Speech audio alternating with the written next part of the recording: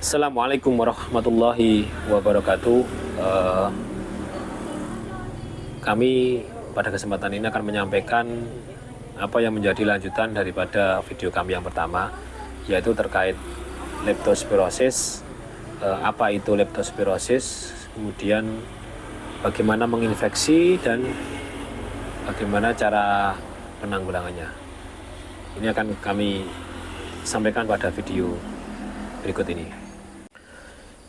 Leptospirosis adalah sering kita sebut dengan penyakit kencing tikus, yang dimana penyakit tersebut penyakit bakterial yang disebabkan oleh bakteri Leptospira, yang penyakit tersebut atau bakteri tersebut biasanya keluar melalui kencing tikus. Dan bagaimana cara penularannya ketika bakteri tersebut kok bisa menginfeksi manusia? Jadi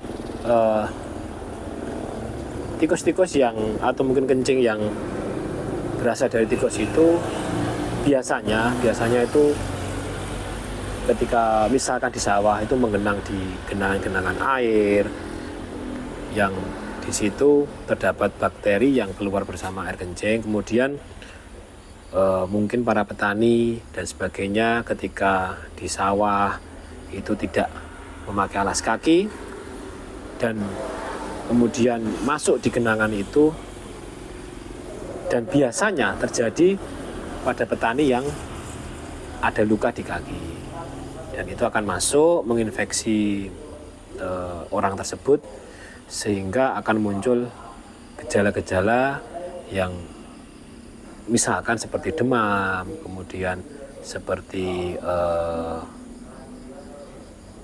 kalau istilah Jawanya itu ngetok-ngetok seperti itu. Dan ada gejala spesifik yaitu di nyeri betis. Nah, itu gejala spesifik daripada penyakit leptospirosis. Kemudian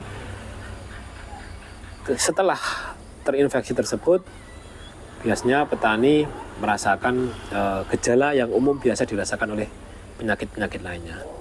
Dan kejadian yang sering kami temui, karena kami sampai sekarang menjadi salah satu tim penanganan lepto yang ketika kami temui di lapangan, memang faktor resiko yang paling besar adalah para petani dan juga orang yang biasa bersinggungan dengan genangan air.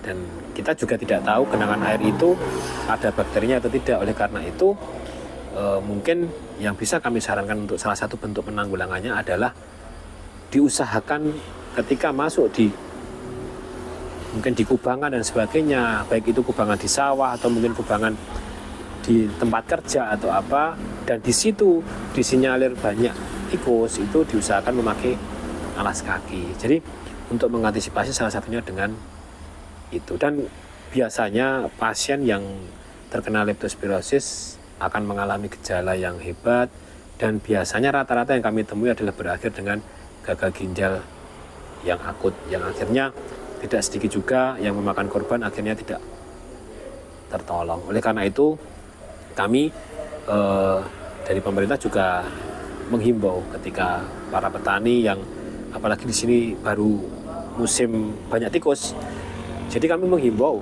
supaya ketika di sawah selalu berhati-hati, diusahakan memakai alas kaki, atau mungkin daripada teman-teman atau mungkin warga masyarakat yang sering melakukan aktivitas mancing itu lebih berhati-hati, apalagi ada luka di kaki atau di tempat manapun yang bisa menyebabkan bakteri itu masuk ke dalam tubuh manusia. Dan satu lagi, jadi leptospirosis itu bisa menginfeksi hewan seperti misalkan sapi, kambing dan sebagainya, yang ketika setelah dicek kita melakukan pemeriksaan pengambilan sampel darah, ternyata memang sapi dan kambing tersebut terdapat bakteri leptospirosis yang secara gejala klinis itu tidak muncul di hewan tersebut, cuma berpotensi untuk bisa menularkan ke manusia. Jadi mungkin secara singkat seperti itu penjelasannya,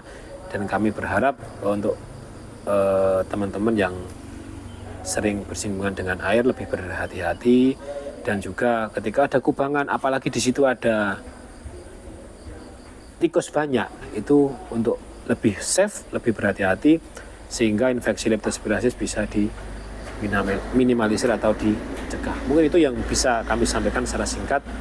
Untuk lebih jelasnya mungkin bisa ditambah dengan melihat jurnal-jurnal baik itu internasional maupun nasional.